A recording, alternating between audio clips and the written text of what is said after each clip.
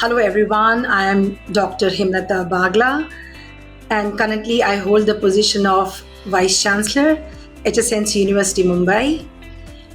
To take you back, first my first phase of life, then my roots trace back to Ulhasnagar, a place that significantly shaped my early days, my early years.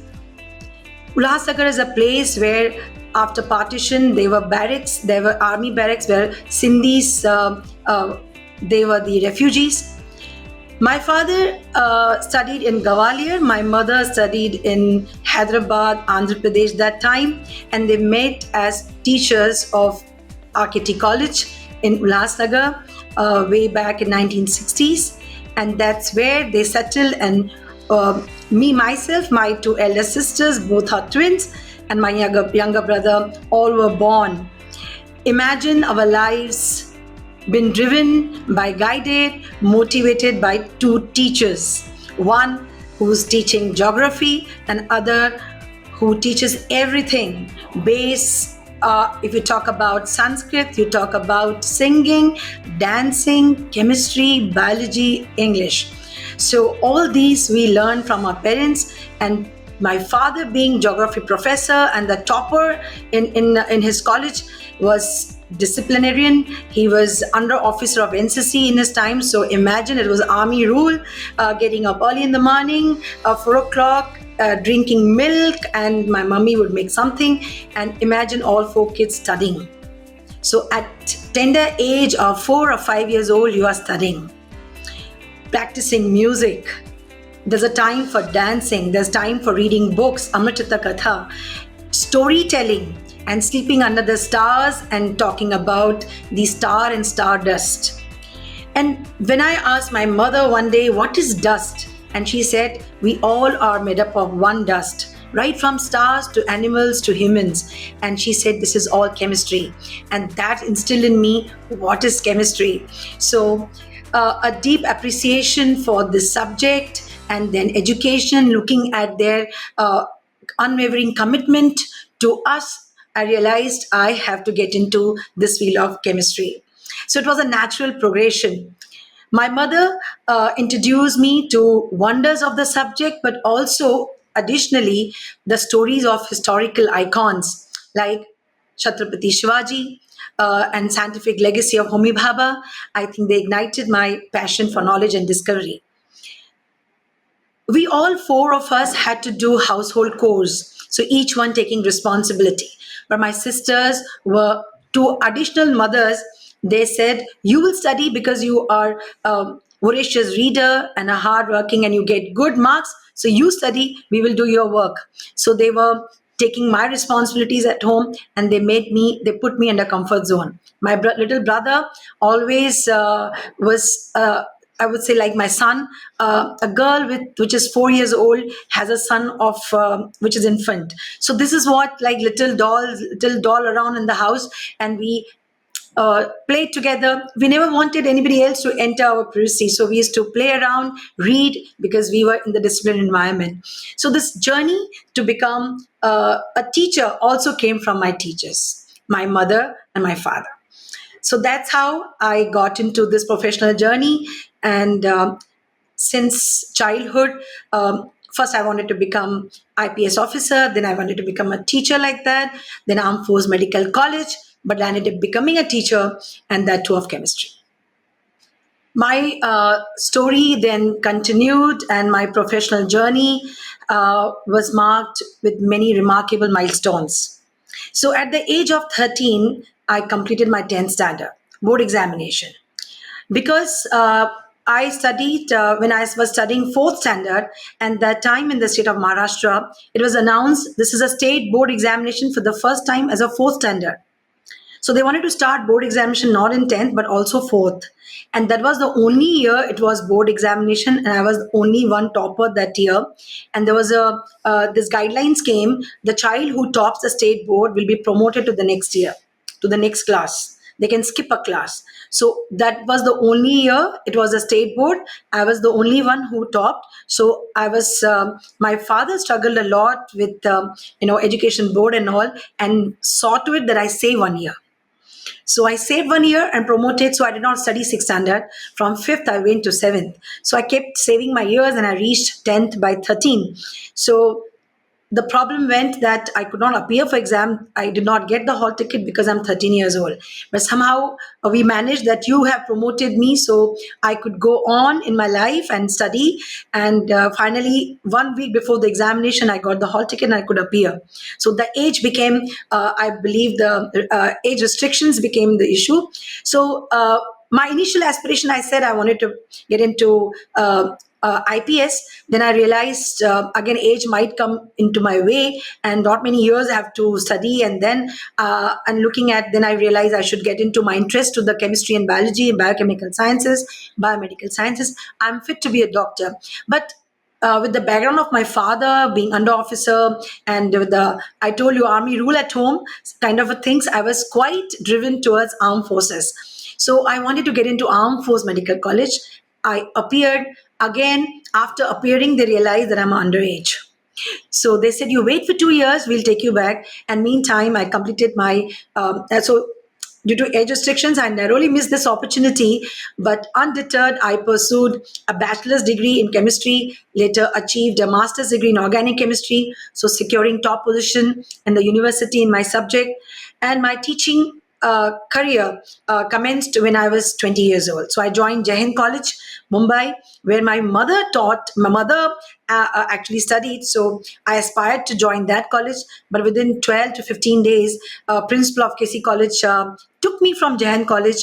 And as he knew my father, that how a child who has stopped should be in other college has to be in our college. So I joined KC College within 12 days. And I, since then, I promised him I will not leave. Rather, he took the promise that you will be part of this institution always. And not only that, you will not even go abroad because you will never come back. So whatever you want, he told me, our founding father, Principal Kundani, he was the first principal of the KC College and he was a founding father. And he asked me not to leave the institution. Well, so that's how I ended up in KC College, and I continued to teach 3 decades. And during when I completed my PhD, at the age of 25, within 5 years, so I was studying as well. I was teaching. So within 5 years, I became a senior lecturer, and I also completed my PhD. And within a year, of course, again, I would say with help of Principal Kundani, he promised me that I will not leave, but he also gave me half a floor that this will be a research laboratory in the future. And that time I was just 22. And that at that age, I did not know what a laboratory would be, whether I would be able to start. And that was actually a storeroom of a college, which he said this would be a laboratory. And that happened to be his last day of life. And then I promised him that if he has thought something about me, he was a visionary. It means I'm not supposed to leave this institution. I need to dedicate myself. And as he has set the place for me for laboratory, after completing my PhD, within a year, I started this laboratory, nuclear and radiochemistry department in KC College. And at 27, I assumed the role of research guide.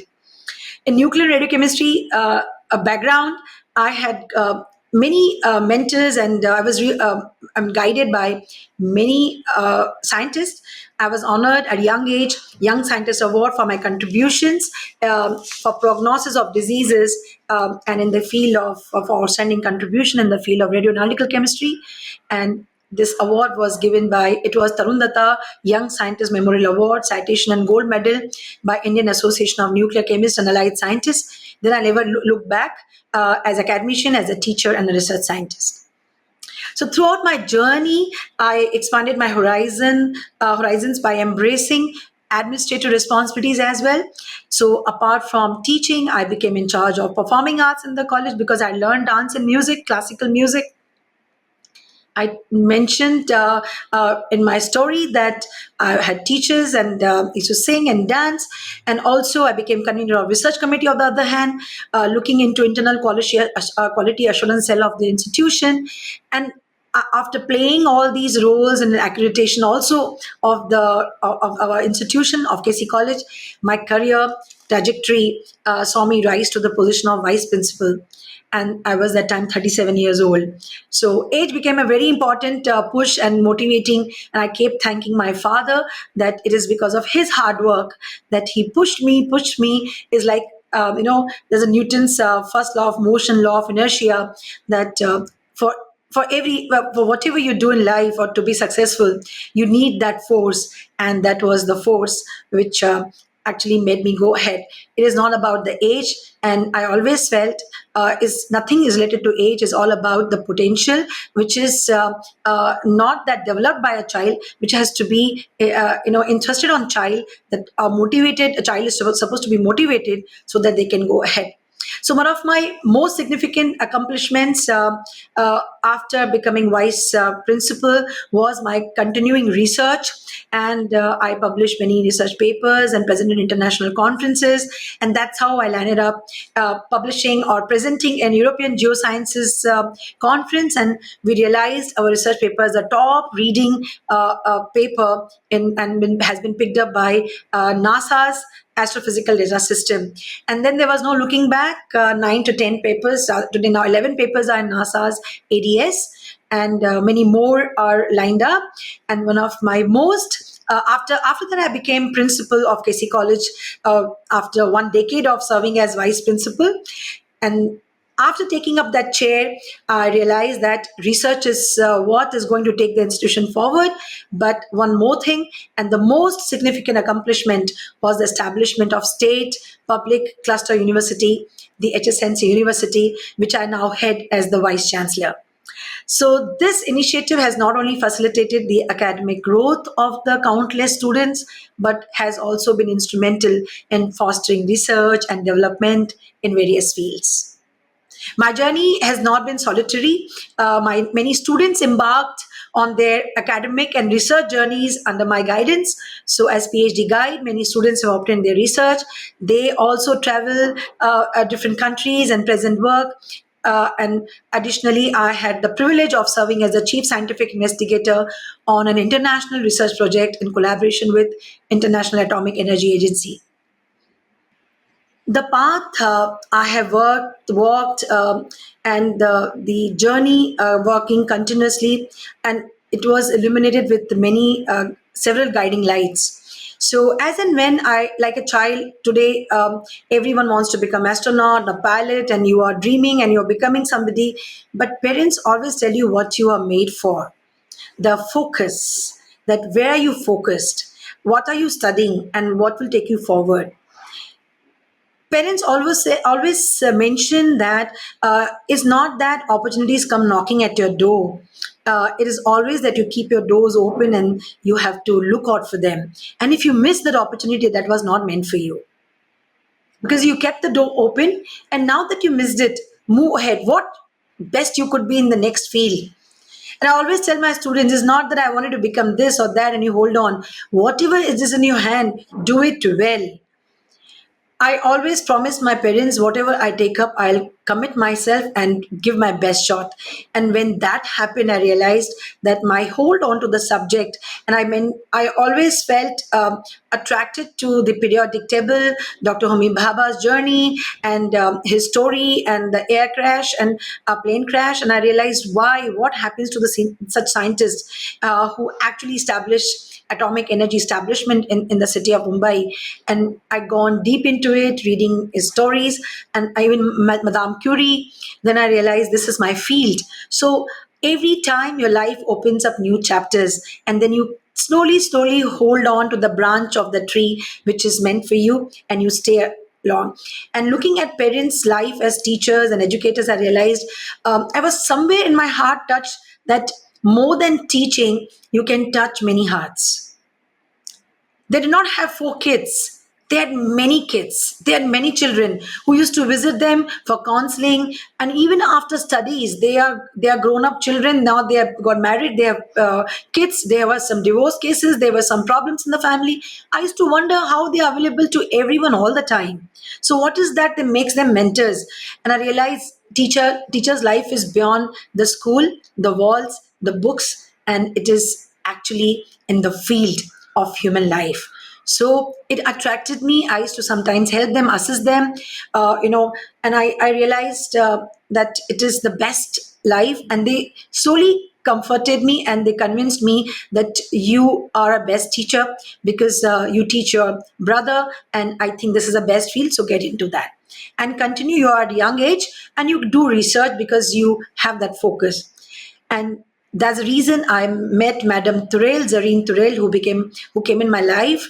And I also say I came into her life because we gelled very well, and she became my mentor, and she played a crucial role in my academic and professional development. So the support of mentors throughout in my life, I believe they made me to believe in myself that what I'm doing is perfect, is fine. I couldn't get into FMC, I missed because of the age, or you talk about IPS because I wanted to get into, but it would be hardships, and parents of that background who doesn't want to leave child in that direction but want to see that the child is comfortable as well. So I listened to them and I was a very obedient child and continued in that growth and learning whatever I could. But beyond that, when I was doing I was teaching and I was just doing my PhD, I also came across my husband, and I completed my PhD after getting married. And in fact, I was on leave. I was carrying, and I completed my PhD, and because of his help. So there have been many pillars in my life, apart from my parents, my sister, my brother, my teachers. They loved me a lot. I loved them a lot still, and my husband. They continue to support me till today. So their belief in me and my potential, I think that propelled me forward. Not leaving behind my son, I actually, when I taught my son, I realized that he made me a better teacher because he used to refuse to any other tutor teaching him. Even till he became in 12th standard, he realized, no, I please read book, understand and teach me. I understand only your style. And that was where I realized that good, I'm really a better teacher. He has made me a better teacher. So your son also teaches, your children also teach you how you should teach. Probably they are the best teachers. So this is how I proceeded forward. Additionally, from journey from principal to vice chancellor, also our provost of HSNC University, Dr. Niranjan Hiranandani, that voracious reader and great oratory skills, he inspired me throughout. And I happened to work with him. We together worked for HSNC University, and he provided me invaluable guidance. And he mentioned that why can't you become vice chancellor? And that trust and belief and faith of even trustees, I think that helped my transition from principal to vice chancellor. So I've been one of those fortunate ones. Maybe that I did not walk on the path given, they made me walk. I was just holding their hands and walking and taking the journey ahead. So I shall give the credit of my journey to each and everyone who was with me until today, who's with me. I just walking on the path. That's it. So, when I was doing my PhD with Dr. Zareen Turel, I saw while walking up the stairs, her office was on the first floor, and I was made to meet her. I saw a picture of Homi Bhabha on the first floor. So I never realized that the person who's my role model, or who I respect, that the work done in India. I mean, in 1954, establishment of Bhabha Atomic Research Center, whom I feel that imagine we were still not that advanced or developed country, but we thought of atomic energy and indigenous technology. That year, I believed he should have lived longer. This was my thought before even reading his life, because whatever I heard from my mother. And I saw that dot getting connected. So when I entered Institute of Science, Mumbai, I saw on the board that his name is written out there. Till then, I never knew he's alumnus of Indian Institute of Science, that was of Kolaba. And I realized, oh, I'm studying in the institution where he was a student. That made my decision further strong. Then when I met my research guide, Dr. Turel, and I told her that I really read a lot about Dr. Homi Bhabha, and she asked me the same question, that what is that is driving you in this direction? I said, indigenousness. believing in ourselves, believing in our country. And when we say Swades, it is already there. Why is it that we have not taken it forward? So here's a man who is thinking about nuclear energy, nuclear establishment, and atomic energy. And I believe that it is quite ahead of time when other things, other industries have not gone forward. So this was one thing. Also, I talking about Madame Curie. I mentioned to my guide, that another is Madame Curie. So when I look at you, I told Dr. Turrell, I think that Madame Curie is sitting in front of me because very few ladies are in nuclear science. And she asked me, what is that story of Madame Curie which has inspired you? I said, with the minimum facilities, with the garage, if you can get a Nobel Prize, not one, two Nobel Prizes, and being a woman, I believe, I think that is enough to motivate any child. So twice Nobel Prize winner, and then sharing with her husband, continuing to research, taking care of children, and all those stories which I heard. And I meet a woman who's a nuclear scientist. Then I said, if I given a chance, I can try my career here and would continue in that direction. And that's how we couldn't be like them, but at least small atom of their career could be our career too. So only thing I recall that she told me that you have to work hard as hard they did and with unwavering dedication. And I promised her I shall do that. So that's what, and in their lives, achieving excellence always was with sacrifices. So it was quite similar my life too. Now I realized that your excellence is often attached with the sacrifices, including missing family gatherings and vacations. So I realized you have to continue working hard and harder and harder. So they were quite inspirational, and they continue to inspire me today also. So I touched upon many milestones, but one of them was establishing university. So 30 years in the field of education.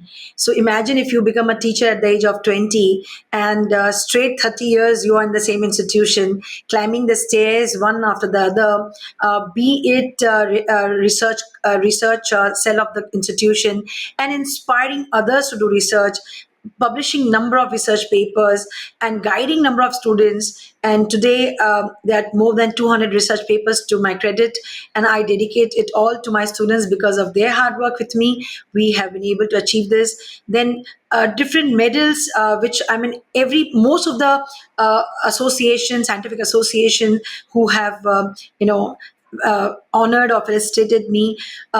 Most importantly, I mentioned Tarun Datta Memorial Award, which was a big push for me by Indian Association of Nuclear Chemists and Life Scientists. After that, IIT Roorkee giving me Young Scientist Award. Then Maharashtra Academy of Sciences making me Young Associate. After that, many other for Sarojini Naidu Award for Teaching Excellence by Higher Education Forum.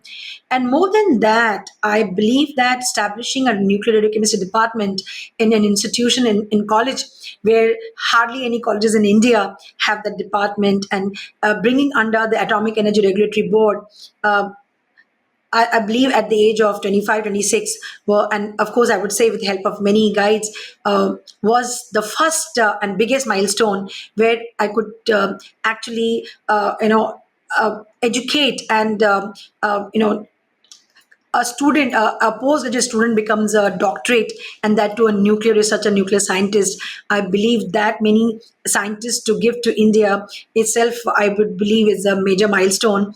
And yes, with the help of a young colleges like 60 years old, three colleges more than 60 years old, becoming a university which is a 3 years old, I believe it is a major milestone. It is not easy to convert a college into a university, and many more. Of course, the list is big, but research, converting a college into a university, and contributing my 3 decades of life to an institution, and achieving all this in the platform given by institution. It's not the milestone I've achieved, is the I would say contribution of an institution to an individual. So they may not be my milestones. Is about the institution, the is not a building of a brick and mortar. It is an institution, a live institution, which builds institutions in the people. So the institution has made me.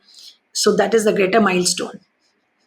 Success is just, I always tell my students, that success is the end of a journey, is a destination, so that you begin again and take another journey. So it just marks a completion of one journey, one phase, moving on to another. It's just a transition, that one task accomplished to move on to the next task. It's just a station. So failure is missing the station. Failure is continuing the journey to reach another station, and that may be a success. They exist together at the same point. Either you complete a finishing line or you stop before that. But you get up and keep going, there'll be another finishing line. It's a relay race. Hold on, baton, hand over to the other person. At the end, success will come. So, message that I've learned in my life from my journey is that you have to be self driven. You have to continuously motivate yourself, and it requires immense dedication. You have to requires commitment and perseverance.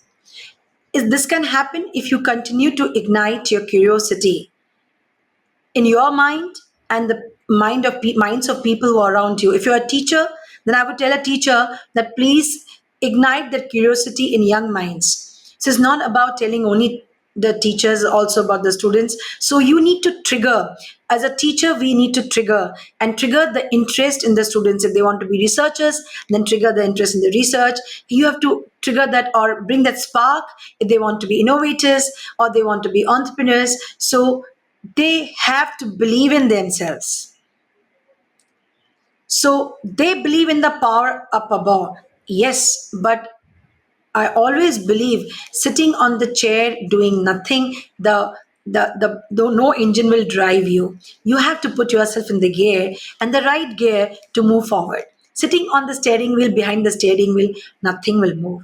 So you may have a vehicle, you may have all the facilities in life, but when you are moving ahead in life, you have to be driver of that vehicle. And for that, you have to know the entire engineering behind the vehicle, the gears, whether the vehicle also does have energy or it has enough diesel or enough resource so that they should know how this should continue to move forward without stopping. So it's about knowing yourself. So this is what I've learned. So journey outwards has given me to look within myself and equal journey within. And again, I would thank my parents. And every stage, they kept telling me that "Jahan main hai, wahan main nahi." My father said कि God says that जहाँ पे मैं है वहाँ पे मैं नहीं होता. So you have to continue believing in people around you, the team with you. So they are the biggest family, and keep working, keep moving ahead. Nothing should stop you.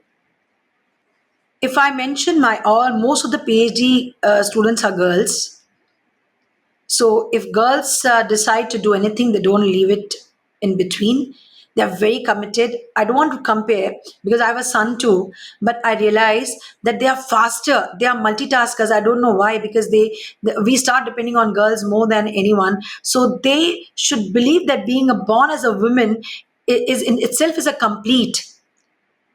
There's something more which makes you complete than the other genders. So you have to understand.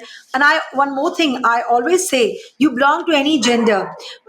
First of all, you may say that the girls have to learn XYZ, but it is in the innate nature of a girl. So girls have to learn to believe in themselves. Nothing makes them weaker, biological weaker.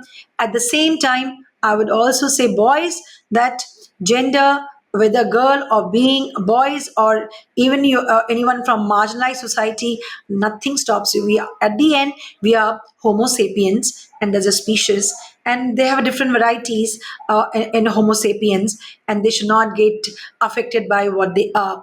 So there are enough opportunities for everyone. Is about picking them up. So nothing should stop them for not picking up the opportunity, and what is that is they cannot do. So mostly girls have that fear. Scientists, do we have to travel abroad? Will be able to give time to family after children are born? Or nuclear science, will the radiation cause any problem? Will radiation cause cancer? So in my field the girls never came. So I believe that whichever field, doctors or engineers, there's no field today where girls have not they've been shining all through. So the message for the girls will be that they are goddess. They have a lot of immense power and immense energy.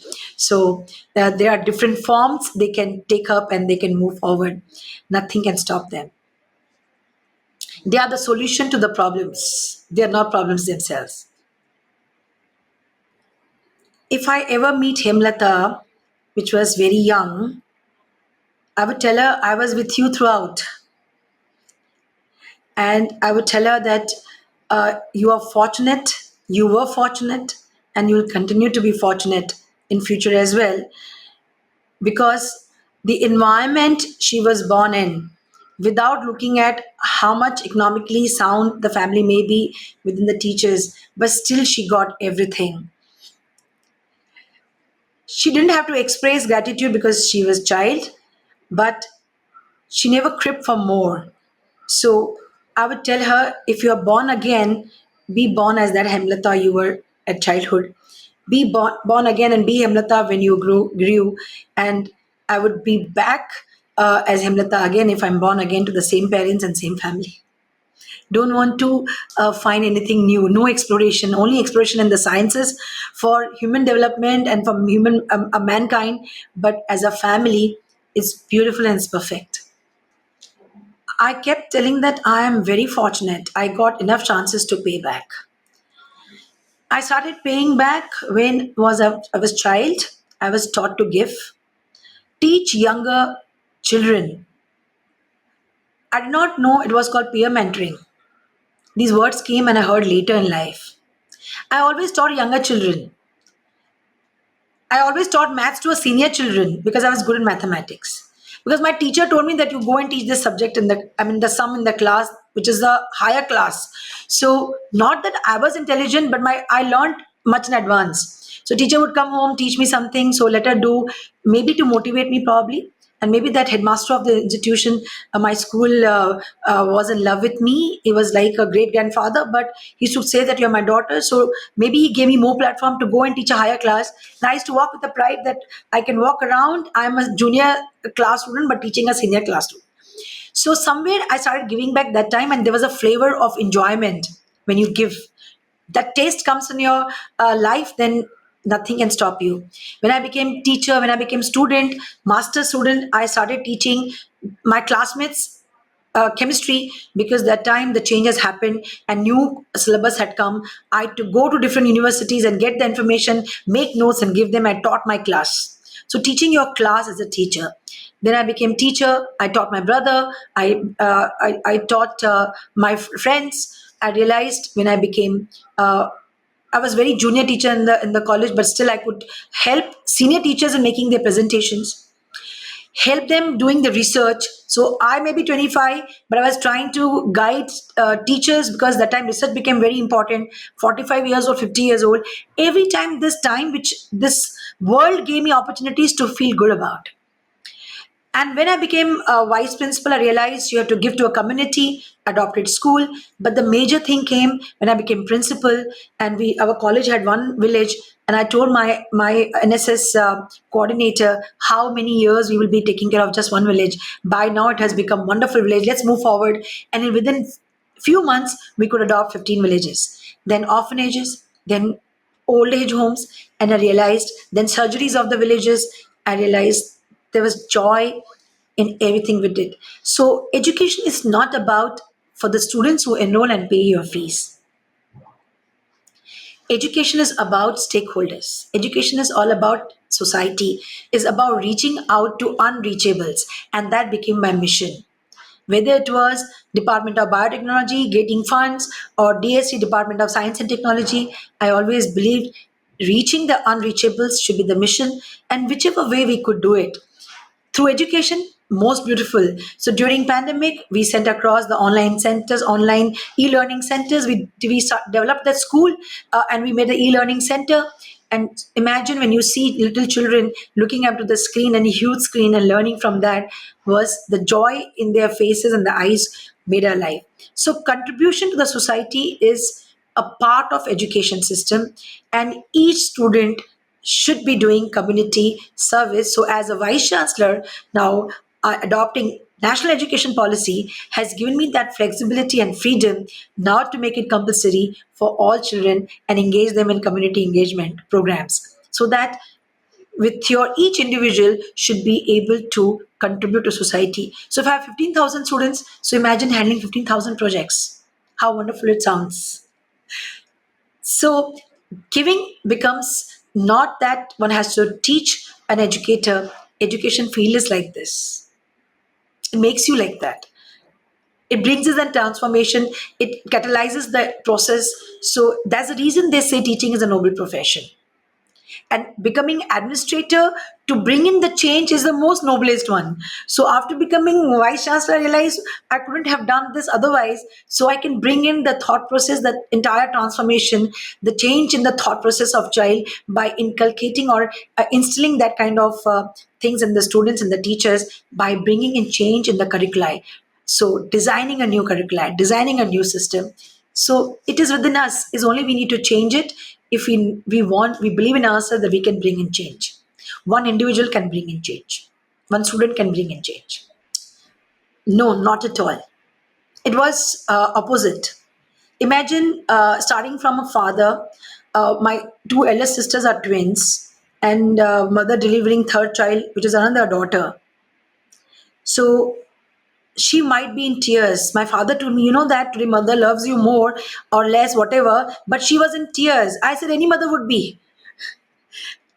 But he distributed utensils in happiness that I got third as a daughter.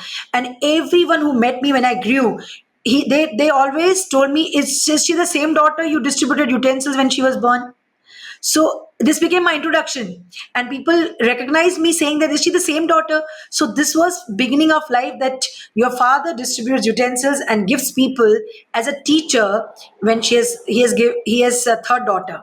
So it was a pride that I'm a daughter.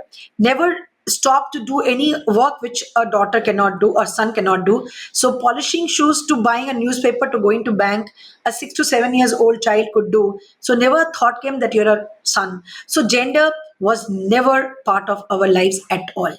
And we could never think as a children that he's a boy, my brother is a boy and we are a girl, so he's supposed not supposed to do or we're supposed to do. So this we never saw. Probably we never saw anyway. So wherever we saw as teacher or anyway, we had that time, we were so established that we can bring in the change. I live a sustainable life by not only preaching but also following. So first is bringing in awareness. It's not about just organizing programs on sustainability, because UNESCO has announced that last year was the that an international year for basic sciences and sustainable development, but about recyclability, reducing the use of it.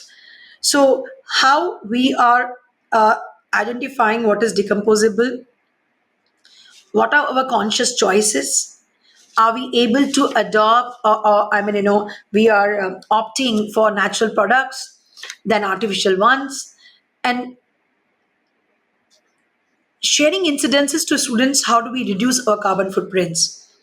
Uh, so through the practice of using staircases instead of elevators, we may not tell the teachers and the senior ones that don't use staircases, but for the students, climb up to the second floor, third floor, and make your body fit. And also fitness regime or Fit Bharat Club and eco-friendly initiatives, organic farming, and also making eco-friendly Ganeshas. the diyas, using coconut for shells for the making diya making. So I believe this is one hand, but indigenousness when you bring in the thought of students. So Harit is an eco-friendly venture of the HSNC University, which we just announced on 15th August, and where we are wanting our students to put up on this portal, which will be, or this is an eco-friendly venture, their eco-friendly products, so that we help them to sell it and make a market and bring a market to them. So developing that culture, I believe, is sustainability.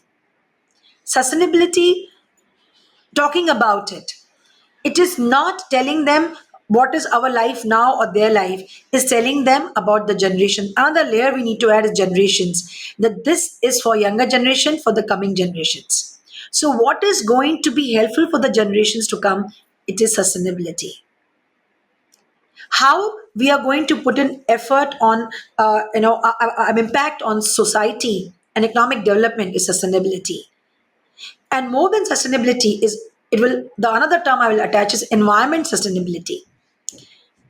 If they understand environment sustainability, everything will come follow. So they imitate, students, teachers imitate your lifestyle. When you live the simplicity, when there is not too much materialism in the life, they observe you, and they realize use of papers, reusing the papers, even the envelopes backside.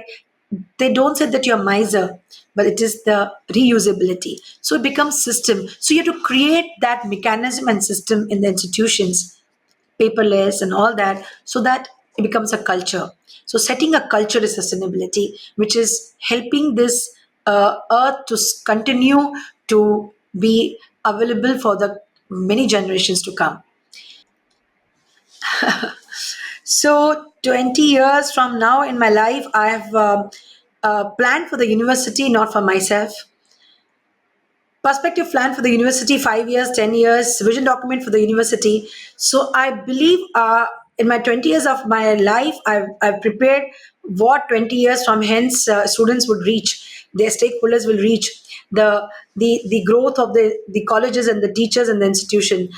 So it's all about development of the I wouldn't say mankind, but the spiritual self of of a child, uh, a spiritual well-being of a child, mental health of a child. What is that we can do, and we can make the foundation strong.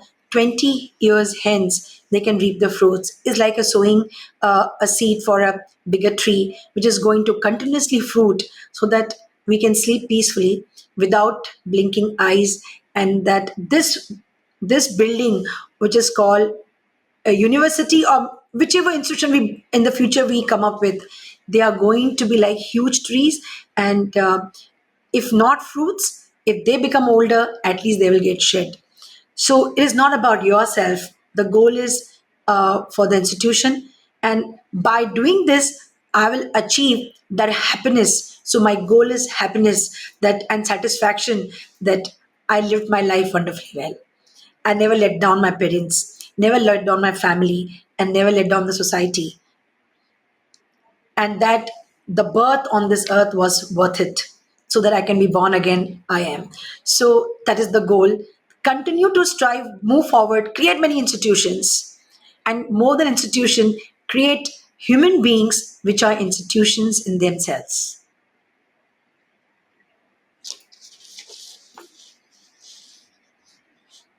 I always tell my students, the parents give birth to them, they bring it to 10th and 11th standard, and they leave it on to us. Because then we transform them, take care of their mental health, depression, health, learning cycle of the life cycle of a child, then their placement, their internships, and their future, the progression, then alumni, then upskilling. So everything we do. So hence I said, we create human beings too, not only mother. Teachers also create human beings.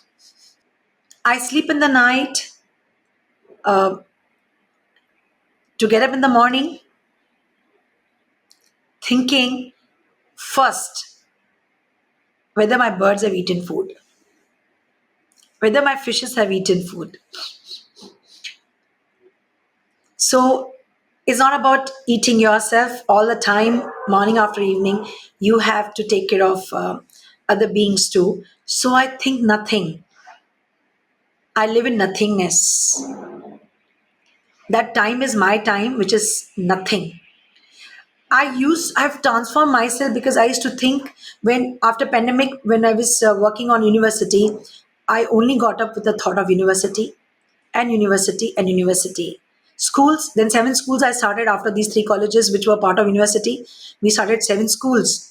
A school of performing arts, school of yoga and wellness, school of applied sciences, school of law, DM High School of Law, Niranjan Hyandani School of Real Estate and Management, and in the first was School of Applied Sciences. So within 2 months of university, started schools. So my time continuously got into the university, and I realized 18 hours a day I'm only looking at university.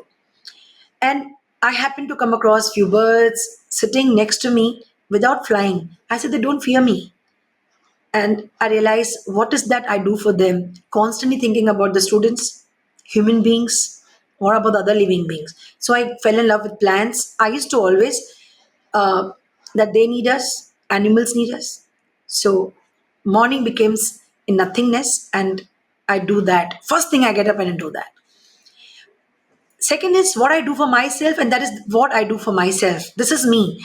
That if birds don't come to eat, I say, what went wrong to them? Did I serve them wrong food? Or is it over? So it is there in my mind. More than that, I love dance. So the seeds which I have sown by my parents, they taught us dance at the young age and the music. So I sit with harmonium sometime. Sometimes I sit with gungrus and dance. And some days I walk, and some days I just do yoga and breathing. But try off late I've tried that 6 to 8. I don't want anybody to come in my nothingness. So a lot of things I do for myself, but to be very frank, still constantly you are thinking about your work, thinking about your the family, thinking about your son and your husband, and the day ahead. What is that going to add nutrition to our life and the food and diet? So constantly occupied, and that's beauty of it. And family that you have to attend to in the morning. So I feel that that is your zone, and I'm very comfortable in my zone in that time. But many take my morning time. So especially these moments which I live in the morning, I look forward to sleep so that I get up again and be with them. I would say, actually, I never thought this before. What represents me? So I connect to universe, and I feel part of it. I feel it is every thought is. So I'm that part of that universe. I feel that represents me. I'm very much part of universe, and it has a calling. Till today, nothing is gone. Nothing was missed out. What I wanted, because probably I never wanted for myself. Was always for this. So all my calls which have gone to universe has been answered. So I believe I feel one with universe. Now should I say what represents me? I'm integral part of universe. So that is uh, like a planet, like a star, like a dust, like a droplet, or like a that lightning. So I have different forms. I can't be one form. So one form cannot represent me, because you are part of this universe, and every time you change your form to act on something. So sometimes joy represents me, sometimes my happiness, my dance represents me. I'm joyful. Sometimes I'm happy, when I have tears in my eyes looking at somebody joyful. So everything represents me. So when you're part of the universe, big huge universe, one thing cannot represent you. So shunya, uh, nothingness is shunya, but representation has to be some entity. So when you say represent yourself, a shunya is what it is. We say or infinity is not shunya. Infinity has a value, and infinity is that you contribute that value whether you exist or don't exist. Today, if you make an institution, you don't exist tomorrow physically, but it has gone to infinite people, infinite mind, and they'll pass on to generations later. I have not sown seeds. If I do something good for this generation, that child will become a parent one day and grandparent one day, and it's surely going to pass on something. So I always work with the mind that quite possible my one word will go to generations hence, and it is not going to cease. So my thoughts will never cease, and that is universe. So nothing which I talk good and feel positive about, or the energy is going to pass on to the generations, to the ages, to the millions of years, probably. As a droplets, as a dust, you say anything. Nothing of my part will go waste. So it's much more than shunya. It is actually infinity. I want to go to Kailash Mansarovar. And that is the only one thing. You say one wish or you want to do one thing, but doesn't mean that I will not do. I will do, of course, but there's no regret that I did not do anything. I did swimming. And if you say something like driving, then I missed cycling. I missed to learn cycling, which I always feel that, for when you say reducing carbon footprints, I would have known cycling. I would have done that. So that is one thing I feel for that reason. Other, otherwise, otherwise, it's all about Kailash Mansarovar. So, of course, climbing, mountaineering also I've done, but uh, I have to make myself fit to do that. So that's where I feel not done.